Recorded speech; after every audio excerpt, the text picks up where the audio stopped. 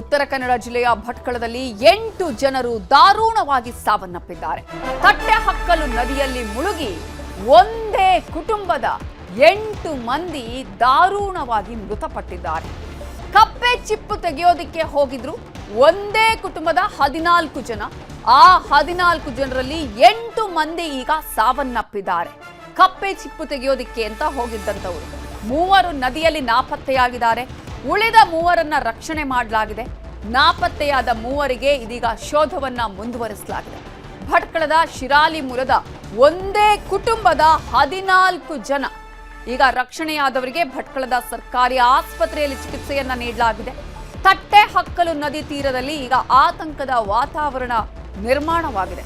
ಪೊಲೀಸರು ಜಿಲ್ಲಾಡಳಿತದಿಂದ ಕಾರ್ಯಾಚರಣೆಯನ್ನ ನಡೆಸಲಾಗ್ತಾ ಇದ್ದು, ಒಂದೇ ಕುಟುಂಬದ 14 ಜನ ಕಪ್ಪೆ ಚಿಪ್ಪು ತೆಗೆಯೋದಕ್ಕೆ ಅಂತ ಹೋಗಿದ್ರು. ಆದರೆ ಅದರಲ್ಲಿ 8 ಮಂದಿ ಸಾವನ್ನಪ್ಪಿದ್ದಾರೆ. ಉಳಿದ 3ರನ್ನ ರಕ್ಷಣೆ ಮಾಡಲಾಗಿದೆ. ಇನ್ನೂ 3 ನಾಪತ್ತೆಯಾಗಿದ್ದಾರೆ.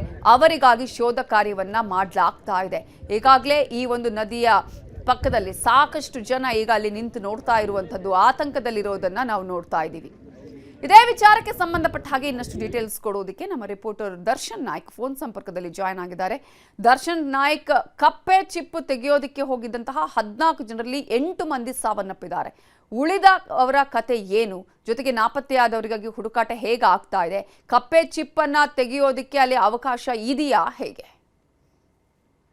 ನವಿತಾ, ಇದು ಉತ್ತರ ಕನ್ನಡ ಜಿಲ್ಲೆಯ ಭಟ್ಕಳದ ತಟ್ಟೆ ಹಕ್ಲು ಎನ್ನುವಂತಹ ಒಂದು ನದಿಯಲ್ಲಿ ನಡೆದಂತಹ ಒಂದು ದಾರುಣ ಘಟನೆ. ಇವತ್ತು ಒಟ್ಟು 14 ಜನ ಒಂದೇ ಕುಟುಂಬದವರು, ಅಂದ್ರೆ ಅಕ್ಕಪಕ್ಕದವರು ಆಗಿರ್ಬೋದು, ಅವರ ಚಿಕ್ಕಪ್ಪ ದೊಡ್ಡಪ್ಪನ ಮಕ್ಕಳಾಗಿರ್ಬೋದು, ಹೀಗೆ ಒಂದೇ ಕುಟುಂಬದವರು ಇವತ್ತು ಕಪ್ಪೆ ಚಿಪ್ಪು ತೆಗೆಯಲು ಈ ತಟ್ಟೆ ಹಕ್ಲು ಎನ್ನುವಂತಹ ಒಂದು ನದಿಗೆ ಹೋಗಿದ್ರು ಮುಂಜಾನೆ. ಈ ಕಪ್ಪೆ ಚಿಪ್ಪು ಉತ್ತರ ಕನ್ನಡ ಜಿಲ್ಲೆಯ ಕರಾವಳಿಯ ಒಂದು ವಿಶಿಷ್ಟ ಖಾದ್ಯ. ಇದು ಅದು ಕರಾವಳಿ ಜನರ ಒಂದು ಆಹಾರ. ಸೊ ಈ ಹಿನ್ನೆಲೆಯಲ್ಲಿ ಇದು ಈ ಸಂದರ್ಭದಲ್ಲಿ ಸಿಗತ್ತೆ. ಸೊ ಆ ಹಿನ್ನೆಲೆಯಲ್ಲಿ ಇದನ್ನ ತೆಗೆಯಲು ಹೋದಂತ ಸಂದರ್ಭದಲ್ಲಿ ಏಕಾಏಕಿಯಾಗಿ ನೀರು ಒಂದು ತುಂಬಿ ಇವತ್ತು ಸಾವನ್ನ ಕಂಡಿರುವಂತದ್ದು. ಒಟ್ಟು 8 ಜನ ಈ ಘಟನೆಯಲ್ಲಿ ಸಾವನ್ನ ಕಂಡಿದ್ದಾರೆ ಎನ್ನುವಂತಹ ಒಂದು ಮಾಹಿತಿ ಈಗ ನಮಗೆ ಲಭ್ಯವಾಗಿರುವಂತದ್ದು. ಅದ್ರ ಜೊತೆಗೆ 3 ನಾಪತ್ತೆಯಾಗಿದ್ದಾರೆ ಎನ್ನುವಂತಹ ಒಂದು ಮಾಹಿತಿ ಕೂಡ ಈಗ ಲಭ್ಯವಾಗಿರುವಂತದ್ದು. ಈಗ ನಾಪತ್ತೆ ಆದವರು 3ರಿಗಾಗಿ ಶೋಧ ಕಾರ್ಯ ಈಗಾಗಲೇ ನಡೀತಾ ಇದೆ. ಅದ್ರ ಜೊತೆಗೆ 3 ಸುರಕ್ಷಿತವಾಗಿದ್ದಾರೆ, ಅವರಿಗೆ ಈಗಾಗಲೇ ಚಿಕಿತ್ಸೆ ನೀಡಲಾಗ್ತಾ ಇದೆ ಎನ್ನುವಂತಹ ಒಂದು ಮಾಹಿತಿ ನಮಗೆ ಲಭ್ಯವಾಗಿರುವಂತದ್ದು. ಈಗ 8 ಜನರು ಒಂದೇ ಕುಟುಂಬದವರು ಎನ್ನುವಂತಹ ಒಂದು ಮಾಹಿತಿ ಕೂಡ ಲಭ್ಯವಾಗಿರುವಂತದ್ದು. ಈಗ ನೀವು ಕೇಳಿದ ಹಾಗೆ ಕಪ್ಪೆ ಚಿಪ್ಪು ತೆಗೆಯಲು ಅಲ್ಲಿ ಅವಕಾಶ ಇದೆಯಾ ಎನ್ನುವಂತ ಬಗ್ಗೆ, ಇದು ಉತ್ತರ ಕನ್ನಡ ಜಿಲ್ಲೆಯ ಕಾರವಾರದ ಆಗಿರ್ಬೋದು, ಅದೇ ರೀತಿ ಕರಾವಳಿ ಯುದ್ಧಕ್ಕೂ ನದಿ ಸಂಗಮ ಆಗಿರಬಹುದು, ಅದೇ ನದಿಯ ಭಾಗದಲ್ಲಿ ಈ ಕಪ್ಪೆ ಚಿಪ್ಪುಗಳು ಸಿಗ್ತವೆ. ಈ ಕಪ್ಪೆ ಚಿಪ್ಪು ಆಹಾರ ಆಗಿರುವುದರಿಂದ, ಕರಾವಳಿ ಜನರ ಒಂದು ವಿಶೇಷ ಆಹಾರ ಆಗಿರುವುದರಿಂದ ಇದು ಸಾಮಾನ್ಯವಾಗಿ ಎಲ್ಲರೂ ಕೂಡ ತೆಗೆಯಲು ಹೋಗ್ತಾರೆ. ಆ ಒಂದು ಸೀಸನ್ ಇರುತ್ತೆ, ಆ ಸೀಸನ್ ಸಂದರ್ಭದಲ್ಲಿ ಮಾತ್ರ ಈ ಕಪ್ಪೆ ಚಿಪ್ಪು ಸಿಗತ್ತೆ. ಸೊ ಈ ಹಿನ್ನೆಲೆಯಲ್ಲಿ ಎಲ್ಲರೂ ತೆಗಿತಾರೆ, ನಾವು ಒಂದು ತೆಗೆಯೋಣ, ಇದರ ರುಚಿಯನ್ನ ನೋಡೋಣ ಎನ್ನುವಂತಹ ಒಂದು ನಿಟ್ಟಿನಲ್ಲೇ ಅವರು ಹೋಗಿದ್ರು. ಆದ್ರೆ ವಿಧಿಯ ಆಟಕ್ಕೆ ಇವತ್ತು 8 ಜನರು ಬಲಿಯಾಗಿರುವಂತದ್ದು. ನವಿತಾ, ಅಂದ್ರೆ ಹೇಗಾಯ್ತು? ಮಗುಚಿರೋದ ದೋಣಿ ಅಥವಾ ಅಲೆಗಳ ಅಬ್ಬರ ಇತ್ತ? ಏನಾದ್ರೂ ಮುನ್ನೆಚ್ಚರಿಕೆ ಕ್ರಮ, ಅಂದ್ರೆ ಮೊದಲೇ ಹೇಳಿದ್ರ ಈ ರೀತಿ? ಯಾಕಂದ್ರೆ ಯಾವಾಗ ಮಳೆ ಬರುತ್ತೆ, ಯಾವಾಗ ಬಿರುಗಾಳಿ ಬೀಸುತ್ತೆ ಅಂತ ಹೇಳೋದಕ್ಕೆ ಆಗೋದಿಲ್ಲ ಈಗಿನ ಪರಿಸ್ಥಿತಿಯಲ್ಲಿ. ಹಾಗಾಗಿ ಏನಾದ್ರೂ ಹೋಗ್ಬೇಡಿ ನದಿಗೆ ಅಥವಾ ಸಮುದ್ರಕ್ಕೆ ಇಳಿಬೇಡಿ ಅನ್ನುವಂಥ ಸೂಚನೆ ಹವಾಮಾನ ಇಲಾಖೆ ಸಾಮಾನ್ಯವಾಗಿ ಕೊಡುತ್ತೆ. ಆ ತರ ಏನಾದ್ರೂ ಸೂಚನೆ ಇತ್ತಾ? ನವಿತಾ, ಇದು ದೋಣಿಯ ಮೂಲಕವೋ ಅಥವಾ ಬೇರೆ ಯಾವುದ್ರ ಮೂಲಕ ಹೋಗುವಂತ ಒಂದು ಪದ್ಧತಿ ಅಲ್ಲ. ಇದು ಆಳದವರೆಗೂ ಹೋಗ್ತಾರೆ, ಅಂದ್ರೆ ಸೊಂಟಿನ ನೀರಿನ ಆಳದವರೆಗೂ ಹೋಗ್ತಾರೆ ಅಥವಾ ಎದೆಯ ನೀರಿನ ಆಳದವರೆಗೂ ಹೋಗ್ತಾರೆ. ಆ ಸಂದರ್ಭದಲ್ಲಿ ಅದು ಹೆಕ್ಕಿ ತೆಗೆಯುವಂತ ಒಂದು ಪದ್ಧತಿ. ಕೆಲವರು ದೋಣಿಯ ಮೇಲಿದ್ರೆ ಅವರು ತೆಗೆದು ಇವರ ಕೈಗೆ ಕೊಡ್ತಾರೆ. ಹೀಗೆ ಆರಿಸುವಂತ ಒಂದು ಪದ್ಧತಿ ಇದು. ಅದನ್ನ ತೆಗೆದಂತ ಒಂದು ಸಂದರ್ಭದಲ್ಲಿ ಏಕಾಏಕಿಯಾಗಿ ನೀರು ತುಂಬಿ ನೀರು ಮೇಲ್ಗಡೆ ಬಂದು ಇವತ್ತು ಇವರು ಸಾವನ್ನ ಕಂಡಿರುವಂತದ್ದು. ಈಗಾಗಲೇ ಉತ್ತರ ಕನ್ನಡ ಜಿಲ್ಲೆಯ ಕರಾವಳಿಯಲ್ಲಿ ನಿನ್ನೆ ಮಧ್ಯರಾತ್ರಿಯಿಂದ ಭಾರಿ ಮಳೆಯಾಗ್ತಾ ಇರುವಂತದ್ದು. ಭಟ್ಕಳದಲ್ಲೂ ಕೂಡ ಮಳೆಯಾಗಿದೆ, ಅದೇ ರೀತಿ ಕಾರವಾರದಲ್ಲೂ ಕೂಡ ಮಳೆಯಾಗಿದೆ. ಮಳೆಯ ಹಿನ್ನೆಲೆಯಲ್ಲಿ ನದಿಯ ಏರಿಳಿತ ಕೂಡ ಜಾಸ್ತಿ ಆಗತ್ತೆ. ಆ ಜಾಸ್ತಿ ಆದಂತದ್ದು ಇವರಿಗೆ ಪ್ರಜ್ಞೆಗೆ ಬರದ ಒಂದು ಹಿನ್ನೆಲೆ ಈ ಘಟನೆ ನಡೆದಿದೆ ಎನ್ನುವಂತ ಬಗ್ಗೆಯೂ ಕೂಡ ಅಲ್ಲಿನ ಪ್ರತ್ಯಕ್ಷದರ್ಶಿಯವರು ನ್ಯೂಸ್ 18ಗೆ ಒಂದು ಮಾಹಿತಿಯನ್ನ ಕೊಟ್ಟಿರುವಂತದ್ದು. ಆದ್ರೆ ವಿಧಿಯ ಆಟ ಇವತ್ತು ಏನು ಆಹಾರ ರಕ್ತವನ್ನ ಹೆಕ್ಕಿ ತಿನ್ನಬೇಕು ಎನ್ನುವಷ್ಟರಲ್ಲಿ ಆ ವಿಧಿ ಇವರನ್ನ ಎಳೆದುಕೊಂಡು ಹೋಗಿದೆ. ಇವತ್ತು 8 ಜನ ಸಾವನ್ನ ಕಂಡಿದ್ದಾರೆ ಎನ್ನುವಂತ ಒಂದು ಮಾಹಿತಿ ಲಭ್ಯವಾಗಿರುವಂತದ್ದು. ಆದ್ರೆ ಸಾವಿನ ಸಂಖ್ಯೆ ಜಾಸ್ತಿ ಆಗತ್ತೋ ಅಥವಾ ಕಡಿಮೆ ಆಗತ್ತಾ ಎನ್ನುವಂಥದ್ದು ಕೂಡ ನಮಗೆ ಈಗ ಇಲ್ಲಿನ ಮೂಲ ಅಧಿಕಾರಿಗಳಾಗಿರ್ಬೋದು, ಆರೋಗ್ಯ ಅಧಿಕಾರಿಗಳಾಗಿರ್ಬೋದು, ಅದೇ ರೀತಿ ಅಲ್ಲಿನ ಮೂಲ ರಕ್ಷಣೆಯಲ್ಲಿದ್ದಂತ ಕೆಲವೊಂದು ಪೊಲೀಸ್ ಮೂಲಗಳಿಂದ ಇನ್ನಷ್ಟು ಮಾಹಿತಿ ಬರಬೇಕಾಗಿದೆ. ಆದ ಒಂದು ಪ್ರಾಥಮಿಕ ಹಂತದ ಒಂದು ಮಾಹಿತಿಯ ಪ್ರಕಾರ ಇವತ್ತು 8 ಜನರು ಸಾವನ್ನ ಕಂಡಿದ್ದಾರೆ ಎನ್ನುವಂತ ಒಂದು ಮಾಹಿತಿ ಮಾತ್ರ ಲಭ್ಯವಾಗಿರುವಂತದ್ದು. ಮೂವರು ರಕ್ಷಣೆ ಆಗಿದೆ, ಅವರ ಸ್ಥಿತಿ ಹೇಗಿದೆ? ಇನ್ನು ಮೂವರ ನಾಪತ್ತೆ ಆಗಿರುವ ಹಿನ್ನೆಲೆಯಲ್ಲಿ ಅವರ ಶೋಧ ಕಾರ್ಯಾಚರಣೆ ಹೇಗೆ ಸಾಗ್ತಾ ಇದೆ ದರ್ಶನ್? ನಮಿತಾ, ಈಗಾಗಲೇ ತಟ್ಟೆಹಕ್ಲು ನದಿಯ ದಡದಲ್ಲಿ ಸಾಕಷ್ಟು ಜನರು ಈಗ ಅಲ್ಲಿ ನೆರೆದಿರುವಂತದ್ದು ಈ ಘಟನೆ ತಿಳಿತಿದ್ದಂತೆ ನೀವು ದೃಶ್ಯಾವಳಿಯಲ್ಲೂ ಕೂಡ ಗಮನಿಸ್ತಾ ಇರ್ಬೋದು. ಅಲ್ಲಿ ಒಂದು ದೊಡ್ಡ ಆತಂಕದ ವಾತಾವರಣವೇ ಅಲ್ಲಿ ಸೃಷ್ಟಿಯಾಗಿರುವಂತದ್ದು. ಅದರ ಜೊತೆಗೆ ಮೂವರನ್ನ ಶೋಧ ಕಾರ್ಯ ಈಗಾಗಲೇ ನಡೆದಿರುವಂತದ್ದು. ದೋಣಿಯ ಮೂಲಕ ಆಗಿರ್ಬೋದು, ಅಗ್ನಿಶಾಮಕ ದಳದವರು ಸಹಿತ ಅಲ್ಲಿ ಬೀಡು ಬಿಟ್ಟಿದ್ದಾರೆ, ಪೊಲೀಸ್ ಇಲಾಖೆ ಸಿಬ್ಬಂದಿಯವರು ಸಹಿತ ಅಲ್ಲಿ ಬೀಡು ಬಿಟ್ಟಿರುವಂತದ್ದು. ಅದ್ರ ಜೊತೆಗೆ ಸ್ಥಳೀಯರ ಒಂದು ಸಹಾಯ ಕೂಡ ಅಷ್ಟೇ ಅಗತ್ಯವಾಗಿರುತ್ತೆ. ಸ್ಥಳೀಯರು ಕೂಡ ಹೋಗಿ ಅಲ್ಲಿ ಅವರ ಹುಡುಕಾಟಕ್ಕೆ ಇದ್ದಿರುವಂತದ್ದು. ಇನ್ನೊಂದು ಮಾಹಿತಿ ನಮಿತಾ ಹೇಳ್ಬೇಕಂದ್ರೆ, ಈಗ ಎಷ್ಟು ಜನ ಅಲ್ಲಿ ಹೋಗಿದ್ದಾರೆ ಎನ್ನುವಂತ ಮಾಹಿತಿಯನ್ನ ಕೊಡಲು ಸಹಿತ ಅವರ ಒಂದು ಸಂಬಂಧಿಕರು ಕೂಡ ಅಲ್ಲಿ ಇಲ್ಲ ಎನ್ನುವಂತ ಒಂದು ಮಾಹಿತಿ ಲಭ್ಯವಾಗ್ತಿರುವಂತದ್ದು. ಈಗ ಸುರಕ್ಷಿತ ಆದಂತವರು ಆಸ್ಪತ್ರೆಯಲ್ಲಿ ಚಿಕಿತ್ಸೆಯನ್ನ ಪಡಿತಾ ಇದ್ದಾರೆ. ಆದ್ರೆ ಅವರಿಗೆ ಮಾತನಾಡಿಸಲು ಸಹಿತ ಆಗದಂತ ಒಂದು ಪರಿಸ್ಥಿತಿ ಇಲ್ಲಿ ನಿರ್ಮಾಣ ಆಗಿರುವಂತದ್ದು. ಸೊ ಈ ಹಿನ್ನೆಲೆಯಲ್ಲಿ ಕೆಲವೊಂದು ಮಾಹಿತಿಗಳು ಏರುಪೇರು ಆಗಬಹುದು. ಆದ್ರೆ 8 ಜನ ಸಾವು ಕಂಡಿರುವಂತದ್ದು ಒಂದು ವಿಧಿ ಆಟ ಅಂತಾನೆ ಹೇಳ್ಬೇಕಾಗತ್ತೆ ನಮಿತಾ. ಈಗ ಸಂದರ್ಭದಲ್ಲಿ ಅಂದ್ರೆ ಆ ಒಂದು ಯಾರ್ಯಾರು ಅಲ್ಲಿ ಹೋಗಿದ್ರು ಅವರೇ ಈ ಒಂದು ವಿಚಾರವನ್ನು ಮುಟ್ಟಿಸಿದ್ದ, ಅಥವಾ ಅಲ್ಲಿ ಯಾರಾದ್ರೂ ಅಕ್ಕಪಕ್ಕದಲ್ಲಿ ಇದ್ರ ಹೇಗ್ ಗೊತ್ತಾಯ್ತು ಈ ವಿಚಾರ? ಯಾಕಂದ್ರೆ ಅವರನ್ನ ರಕ್ಷಣೆ ಮಾಡುವಂತಹ ಕೆಲಸ ಕೂಡ ಇಮಿಡಿಯೇಟ್ ಆಗಿ ಆಗ್ಬೇಕಾಗಿತ್ತಲ್ವಾ? ಹೇಗ್ ಗೊತ್ತಾಯ್ತು? ಇಮಿಡಿಯೇಟ್ ಆಗಿ ಗೊತ್ತಾಯ್ತಾ ಅಥವಾ ಬಹಳ ಲೇಟ್ ಆಗಿತ್ತಾ? ಹೇಗೆ? ಖಂಡಿತವಾಗ್ಲು ಇದು ಈ ಕಪ್ಪೆ ಚಿಪ್ಪು ಎನ್ನುವಂತ ಒಂದು ವಿಶಿಷ್ಟ ಖಾದ್ಯ ಆಹಾರ ಇದು ಸಿಗೋದು ಈ ನದಿಯ ದಡದಲ್ಲಿ, ನದಿಯ ಆಜುಬಾಜಿನಲ್ಲಿ. ಇದು ಬೆಳಿಗ್ಗೆ ಸಂದರ್ಭದಲ್ಲೇ ಅದನ್ನ ತೆಗೆಯಲು ಹೋಗ್ತಾರೆ. ಆ ಬೆಳಿಗ್ಗೆ ಸಂದರ್ಭದಲ್ಲಿ ಹೋಗಿದ್ದಾರೆ, ಒಂದು 9 ಗಂಟೆ 9:30 ಸಂದರ್ಭದಲ್ಲಿ ಹೋಗಿದ್ದಾರೆ. ಆಯ್ಕೆಯೂ ಕೂಡ ಮಾಡಿದ್ದಾರೆ. ಆ ಸಂದರ್ಭದಲ್ಲಿ ಅಕ್ಕಪಕ್ಕದಲ್ಲಿಯೂ ಕೂಡ ಮೀನುಗಾರಿಕೆ ನಡೀತಾ ಇರುತ್ತದೆ. ಅದ್ರ ಜೊತೆಗೆ ಅದು ಜನವಸತಿ ಪ್ರದೇಶ ಆಗಿದ್ರಿಂದ ಆ ಭಾಗದಲ್ಲಿ ಸಾಕಷ್ಟು ಜನರು ಓಡಾಟ ಕೂಡ ಇದ್ದೇ ಇರುತ್ತೆ.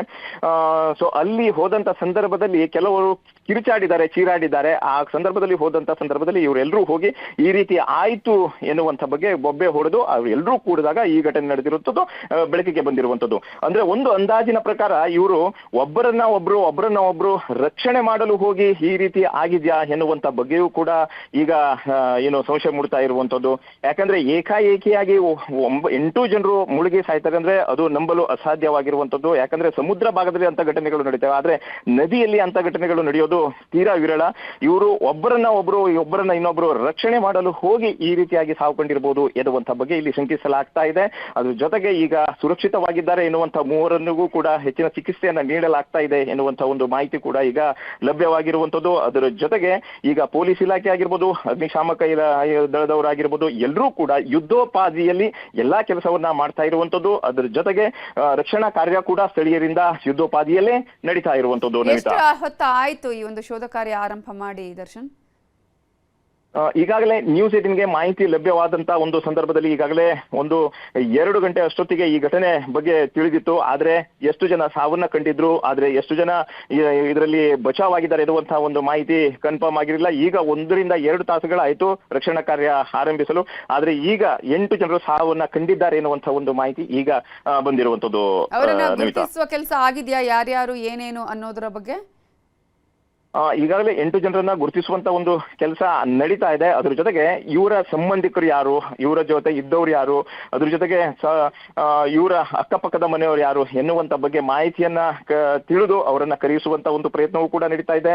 ಮತ್ತೆ ಅವ್ರ ಜೊತೆಗೆ ಇನ್ಯಾರು ಇದ್ರು ಅಥವಾ ಇಲ್ಲಿ ಹೋದವರಲ್ಲಿ ಇನ್ಯಾರು ಗೊತ್ತಿಲ್ಲದೇನೋ ಯಾರಾದ್ರೂ ಹೋಗಿದ್ದಾರಾ ಎನ್ನುವಂತ ಬಗ್ಗೆಯೂ ಕೂಡ ಮಾಹಿತಿ ಕಲೆ ಹಾಕುವಂತ ಒಂದು ಎಲ್ಲಾ ಪ್ರಯತ್ನವೂ ಈಗ ನಡೀತಾ ಇರುವಂತದ್ದು ನವಿತಾ. ಓಕೆ, ಈಗ ದರ್ಶನ್, ಈಗ ಸಾಮಾನ್ಯವಾಗಿ ಈಗ ಹೋಗುವಂತ ಸಂದರ್ಭದಲ್ಲಿ ಈಗ ಅಂದ್ರೆ ಒಂದು ಟೀಮ್ ಆಗಿ ಹೋಗ್ತಾರೆ, ಕೆಲವರು ನಾರ್ಮಲ್ ಆಗಿ ನಾವು ನೋಡ್ತಾ ಹೋದ್ರೆ ಎಲ್ಲರೂ ಕೂಡ ಹೇಳ್ಕೊಂಡು ಅಥವಾ ಅಕ್ಕಪಕ್ಕದವರು ಅಥವಾ ಒಂದು ದೋಣಿಯ ಮೂಲಕ ಇನ್ನೊಂದು ದೋಣಿಗೆ ಹೀಗೆ ಎಲ್ಲ ಪರಿಚಯಿಸಿದವರು ಕೂಡ ಇರ್ತಾರೆ.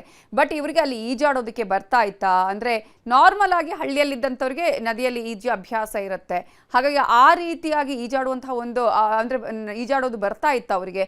ಪ್ರಮುಖವಾಗಿ ಈ ರೀತಿ ಸಾವಾಗೋದಕ್ಕೆ ಅಟ್ಲೀಸ್ಟ್ ಈಜಾಡುವಂತಹ ಒಂದು ಸಂದರ್ಭ ಏನಾದ್ರು ಈಜಾಡೋದಕ್ಕೆ ಬಂದಿದ್ರೆ ಪ್ರಾಣ ಏನಾದರೂ ಉಳಿತಾ ಇತ್ತಾ ಅನ್ನುವಂತಹ ಒಂದಷ್ಟು ಪ್ರಶ್ನೆಗಳು ಕೂಡ ಇದೆ ಇಲ್ಲಿ ಅಂತ.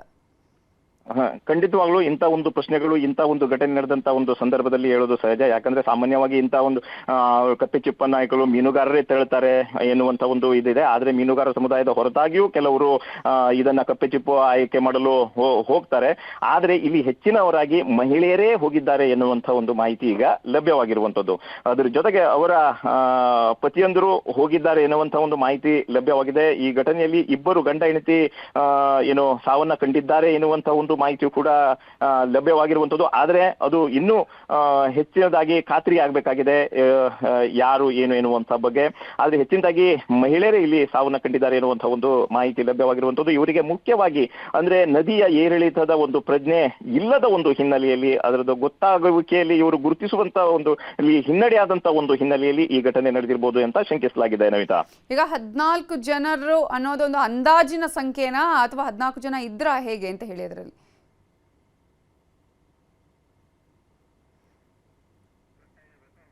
ಓಕೆ, ದರ್ಶನ್ ನಾಯ್ಕ್, ನನ್ನ ವಾಯ್ಸ್ ಕೇಳಿಸ್ತಾ ಇದೆಯಾ? ದರ್ಶನ್, ಈಗ 14 ಜನರೇ ಇದ್ರಾ ಅಥವಾ ಸಂಖ್ಯೆ ಹೆಚ್ಚಾಗುವಂತಹ ಚಾನ್ಸಸ್ ಏನಾದ್ರೂ ಇದೆಯಾ? ಜಾಸ್ತಿ ಜನ ಏನಾದ್ರೂ ಹೋಗಿದ್ರಾ ಹೇಗೆ ಅಂತ? ನವಿತಾ, ಈಗಾಗಲೇ ಒಂದು ಮಾಹಿತಿ ಪ್ರಕಾರ ಆರಂಭದಲ್ಲಿ 11 ಜನರು ಎನ್ನುವಂತ ಒಂದು ಮಾಹಿತಿ ಲಭ್ಯವಾಗಿತ್ತು. ಅದಾದ ನಂತರ 14 ಜನ ಎನ್ನುವಂತ ಒಂದು ಮಾಹಿತಿ ಲಭ್ಯವಾಗಿದೆ. ಈಗ 14 ಜನರಲ್ಲಿ 8 ಜನ ಸಾವನ್ನ ಕಂಡಿದ್ದಾರೆ ಎನ್ನುವಂಥದ್ದು ಲಭ್ಯವಾಗಿರುವಂತದ್ದು. ಅದ್ರ ಜೊತೆಗೆ 3 ನಾಪತ್ತೆಯಾಗಿದ್ದಾರೆ ಎನ್ನುವಂತ ಒಂದು ಮಾಹಿತಿ ಲಭ್ಯವಾಗಿರುವಂತದ್ದು. ಅದ್ರ ಜೊತೆಗೆ 3ರನ್ನ ರಕ್ಷಣೆ ಮಾಡಿದ್ದಾರೆ ಎನ್ನುವಂತ ಒಂದು ಮಾಹಿತಿ ಲಭ್ಯವಾಗಿರುವಂತದ್ದು.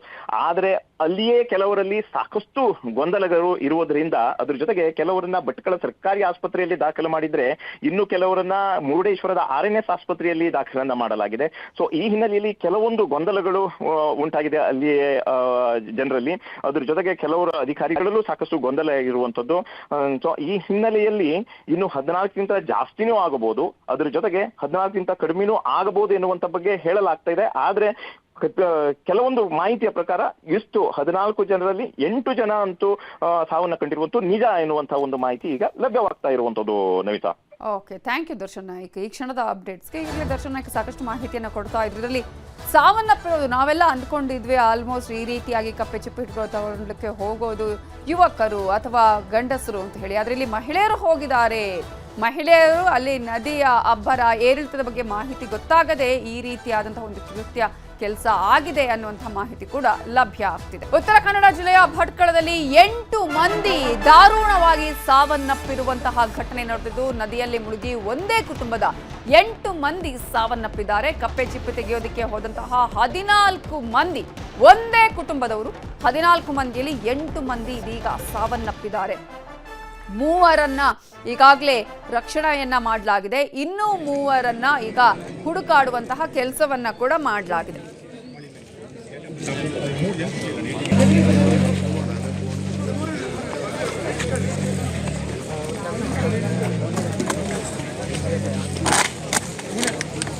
ಸಂಬಂಧಪಟ್ಟ ಹಾಗೆ ಇನ್ನಷ್ಟು ಡೀಟೇಲ್ಸ್ ಕೊಡೋದಕ್ಕೆ ನಮ್ಮ ರಿಪೋರ್ಟರ್ ದರ್ಶನ್ ನಾಯ್ಕ್ ಫೋನ್ ಸಂಪರ್ಕದಲ್ಲಿ ಜಾಯ್ನ್ ಆಗಿದ್ದಾರೆ. ದರ್ಶನ್ ನಾಯ್ಕ್, ಈಗ 8 ಮಂದಿಯಲ್ಲಿ ಈಗ ಶವ ಸಿಕ್ಕಿದೆಯಾ? 8 ಮಂದಿಯಲ್ಲಿ ಯಾರ್ಯಾರು ಏನಂತ ಗುರುತಿಸುವಂತ ಕೆಲಸ ಆಗಿದೆಯಾ ಹೇಗೆ?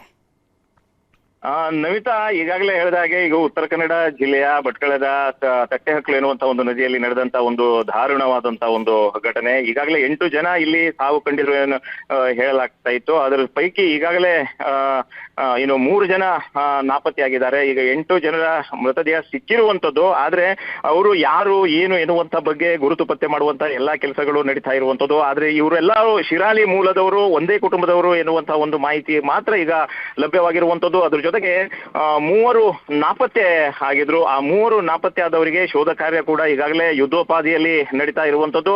ಹಾಗೆ ಈಗ ಮೃತದೇಹ ಏನು ಭಟ್ಕಳ ಸರ್ಕಾರಿ ಆಸ್ಪತ್ರೆಯಲ್ಲಿ ಇಡಲಾಗಿದೆ. ಅವರು ಯಾರು ಏನು ಎನ್ನುವಂತ ಬಗ್ಗೆ ಗುರುತು ಪತ್ತೆ ಮಾಡುವಂತ ಕೆಲಸ ನಡೀತಾ ಇದೆ. ಅದ್ರ ಜೊತೆಗೆ ಇವರು ಶಿರಾಲಿಯಿಂದ ಹೋಗಿದ್ರು ಎನ್ನುವಂತ ಒಂದು ಮಾಹಿತಿ ಲಭ್ಯವಾಗಿತ್ತು. ಶಿರಾಲಿಯ ಅಕ್ಕಪಕ್ಕದ ಮನೆಯವರು ಯಾರು, ಅದ್ರ ಜೊತೆಗೆ ಅವರು ಇನ್ನಷ್ಟು ಸಂಬಂಧಿಕರು ಯಾರಿದ್ದಾರಾ ಎನ್ನುವಂತ ಬಗ್ಗೆಯೂ ಮಾಹಿತಿ ಕಲೆ ಹಾಕುವಂಥದ್ದು ಈಗ ಪೊಲೀಸ್ ಇಲಾಖೆಯಿಂದ ಮತ್ತು ಇಲ್ಲಿನ ವೈದ್ಯರಿಂದ ನಡೀತಾ ಇರುವಂತದ್ದು. ನವಿತಾ, ದರ್ಶನ್, ಈಗ ನೀವು ಹೇಳಿದ್ರಿ ಅಂದ್ರೆ ಆ ಒಂದು ಶೋಧ ಕಾರ್ಯ ಕಂಟಿನ್ಯೂಸ್ ಆಗಿ ಮಾಡ್ತಾ ಇದ್ದಾರೆ ಅಂತ ಹೇಳಿ, ಹೇಗೆ ಶೋಧ ಕಾರ್ಯವನ್ನ ನಡೆಸಲಾಗ್ತಾ ಇದೆ?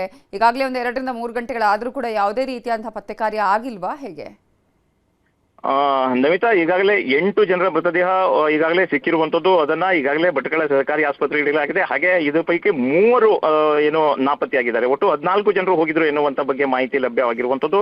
ಈಗ 3 ಶೋಧ ಕಾರ್ಯ ನಡೀತಾ ಇದೆ. ಇಲ್ಲಿ ಪೊಲೀಸ್ ಇಲಾಖೆಯವರು ಸಹಿತ ಬೀಡು ಬಿಟ್ಟಿದ್ದಾರೆ. ಅದ್ರ ಜೊತೆಗೆ ಸ್ಥಳೀಯರ ಅಗತ್ಯತೆ ಕೂಡ ಹೆಚ್ಚಾಗಿರುವಂತದ್ದು. ಸೊ ಸ್ಥಳೀಯರು ಕೂಡ ಯುದ್ಧೋಪಾದಿಯಲ್ಲಿ ಅವರ ಶೋಧ ಕಾರ್ಯಕ್ಕಾಗಿ ಮುಂದಾಗಿರುವಂತದ್ದು. ಹಾಗೆ ಅಗ್ನಿಶಾಮಕ ದಳದ ಸಿಬ್ಬಂದಿಯವರು ಕೂಡ ಈಗ ಇಲ್ಲಿ ಶೋಧ ಕಾರ್ಯದಲ್ಲಿ ಮುಂದಾಗಿರುವಂತದ್ದು. ಸೊ ಎಲ್ಲರೂ ಕೂಡ ಇವತ್ತು ಆ ತಟ್ಟೆ ಹಕ್ಕಲು ಎನ್ನುವಂತಹ ಒಂದು ನದಿಯಲ್ಲಿ ಬೀಡು ಬಿಟ್ಟು 3 ಶೋಧ ಕಾರ್ಯವನ್ನ ಮಾಡ್ತಾ ಇರುವಂತದ್ದು. ಆದ್ರೆ ಒಂದು ವಿಧಿಯಾಟಕ್ಕೆ ಇವತ್ತು 8 ಜನರು ಏನು ಸಾವನ್ನ ಕಂಡಿರುವಂತದ್ದು. ಆದ್ರೆ ಈಗ ನಾಪತ್ತೆಯಾದ 3 ಜೀವಂತವಾಗಿ ಬರಲಿ ಎನ್ನುವಂತ ಬಗ್ಗೆ ಪ್ರಾರ್ಥನೆಯನ್ನ ಮಾಡಲಾಗ್ತಾ ಇದೆ. ಆದ್ರೆ ಅವರು ಜೀವಂತವಾಗಿ ಬರುವಂತ ಯಾವುದೇ ಲಕ್ಷಣಗಳು ಇಲ್ಲ ಎನ್ನುವಂತ ಬಗ್ಗೆಯೂ ಹೇಳಲಾಗ್ತಾ ಇದೆ. ಯಾಕಂದ್ರೆ ಒಟ್ಟು 14 ಜನರು ಹೋಗಿದ್ರು. ಈ ಪೈಕಿ 3 ಸುರಕ್ಷಿತವಾಗಿ ತರಲಾಗಿದೆ. ಆದ್ರೆ ಅವರು ಭಟ್ಕಳದ ಸರ್ಕಾರಿ ಆಸ್ಪತ್ರೆಯಲ್ಲಿ ಚಿಕಿತ್ಸೆಯನ್ನ ಪಡಿತಾ ಇದ್ದಾರೆ. ಇನ್ನೊಂದು ಮಾಹಿತಿ ಪ್ರಕಾರ ಒಬ್ಬರನ್ನ ಮಣಿಪಾಲಕ್ಕೆ ಕೊಂಡೊಯ್ಯಲಾಗಿದೆ ಎನ್ನುವಂತ ಮಾಹಿತಿ ಕೂಡ ಲಭ್ಯವಾಗಿರುವಂತದ್ದು. ನವಿತಾ, ದರ್ಶನ್, ಏನಂದ್ರೆ ಇಷ್ಟು ಜನ ಸಾವನ್ನಪ್ಪಿರುವಂತದ್ದು ಹೇಗಾಯ್ತು ಅನ್ನೋದೇ ಸಾಕಷ್ಟು ಪ್ರಶ್ನೆ, ಇಲ್ಲಿ ಅನುಮಾನಗಳಿಗೆ ಕೂಡ ಕಾರಣ ಆಗಿರೋದು ಅಂತ. ಖಂಡಿತವಾಗ್ಲೂ ನಮಿತಾ, ಯಾಕಂದ್ರೆ ಇದು ಕರಾವಳಿ ಜನರ ವಿಶಿಷ್ಟ ಖಾದ್ಯ ಕಪ್ಪೆ ಚಿಪ್ಪು.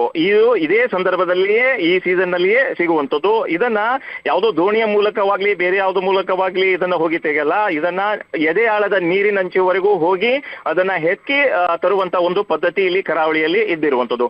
ಇದು ಬಹುತೇಕ ಮಹಿಳೆಯರೇ ಹೋಗಿ ಹೆಕ್ಕು ತರುವಂತ ಒಂದು ಪದ್ಧತಿ ಇದೆ. ಆದ್ರೆ ನಿನ್ನೆ ರಾತ್ರಿಯಿಂದ ಉತ್ತರ ಕನ್ನಡ ಜಿಲ್ಲೆಯ ಭಟ್ಕಳ ಆಗಿರ್ಬೋದು, ಕಾರವಾರ ಕರಾವಳಿಯಲ್ಲಿ ಭಾರಿ ಮಳೆ ಸುರಿತಾ ಇರುವಂತದ್ದು. ಈ ಹಿನ್ನೆಲೆಯಲ್ಲಿ ನದಿಯ ಏರಿಳಿತ ಗೊತ್ತಾಗದೆ, ನದಿಯ ಏರಿಳಿತದ ಪ್ರಜ್ಞೆ ಇಲ್ಲದೆ ಇವರಿಗೆ ನೀರು ತುಂಬಿ ಇವರು ಸಾವನ್ನ ಕಂಡಿದ್ದಾರೆ ಎನ್ನುವಂತ ಒಂದು ಮಾಹಿತಿ ನಮಗೆ ಲಭ್ಯವಾಗಿರುವಂತದ್ದು. ಇನ್ನೊಂದು ಮಾಹಿತಿಯ ಪ್ರಕಾರ ಏನು ಒಬ್ಬರು ನೀರಿನಲ್ಲಿ ಮುಳುಗಿದ್ರು, ಇನ್ನೊಬ್ಬರನ್ನ ರಕ್ಷಣೆ ಮಾಡಲು ಹೋದ್ರು, ಇನ್ನೊಬ್ಬರನ್ನ ಮುಳುಗಿದ್ರು ರಕ್ಷಣೆ ಮಾಡಲು ಹೋಗಿ ಈ ರೀತಿಯಾಗಿ ಸಾವು ಕಂಡಿದ್ದಾರೆ ಎನ್ನುವಂತಹ ಮಾಹಿತಿ ಕೂಡ ಅಲ್ಲಿನ ಸ್ಥಳೀಯರು ಕೆಲವೊಬ್ರು ನ್ಯೂಸ್ 18ಗೆ ಹೇಳಿರುವಂತದ್ದು. ಆದ್ರೆ ಇದು ಖಾತ್ರಿ ಆಗಬೇಕಾಗಿದೆ. ಇನ್ನು ಎಷ್ಟು ಜನರು ಅವರಲ್ಲಿ ಹೋಗಿದ್ದಾರಾ ಅಥವಾ ಇವರ ಸಂಬಂಧಿಕರು ಮತ್ತೆ ಯಾರು ಇದ್ದಾರಾ ಎನ್ನುವಂತಹ ಬಗ್ಗೆಯೂ ಖಾತ್ರಿ ಆಗುವಂತ ಒಂದು ಅಗತ್ಯತೆ ಇದೆ. ನಮಿತಾ, ಈಗ ದರ್ಶನ್, ಈಗ 8 ಜನರ ಶವ ಸಿಕ್ಕಿದೆಯಲ್ಲ, ಅವರು ಅದರಲ್ಲಿ ಮಹಿಳೆಯರೇ ಇರೋದಾ ಅಥವಾ ಯಾರಾದ್ರೂ ಗಂಡಸರದ್ದು ಶವ ಇದೆಯಾ, ಹೇಗೆ?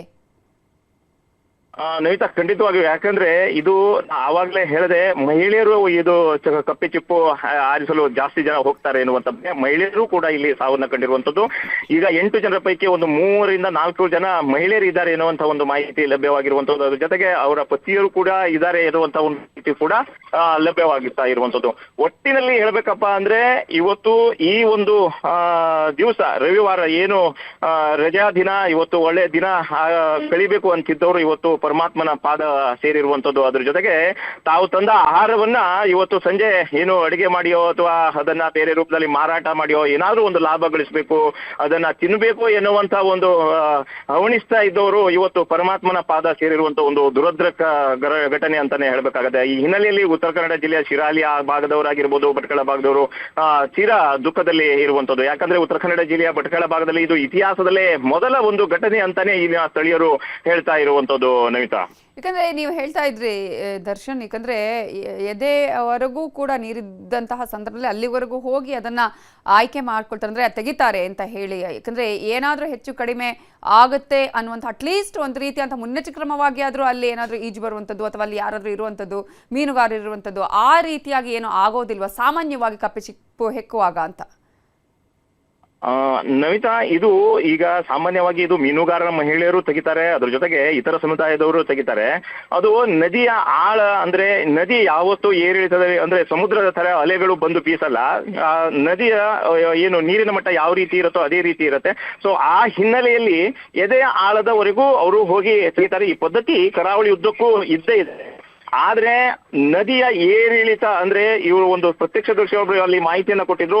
ಒಬ್ಬರು ನೀರಿನಲ್ಲಿ ಮುಳುಗಿದ್ದಾರೆ, ಅದಾದ ನಂತರ ಇನ್ನೊಬ್ರು ಅವರನ್ನ ರಕ್ಷಣೆ ಮಾಡಲು ಹೋಗಿದ್ದಾರೆ. ಹೀಗೆ ಆಗಿ ಅವರು ಸಾವನ್ನ ಕಂಡಿರಬಹುದು ಎನ್ನುವಂತ ಬಗ್ಗೆ ಶಂಕಿಸಲಾಗ್ತಾ ಇದೆ. ನವೀನ್.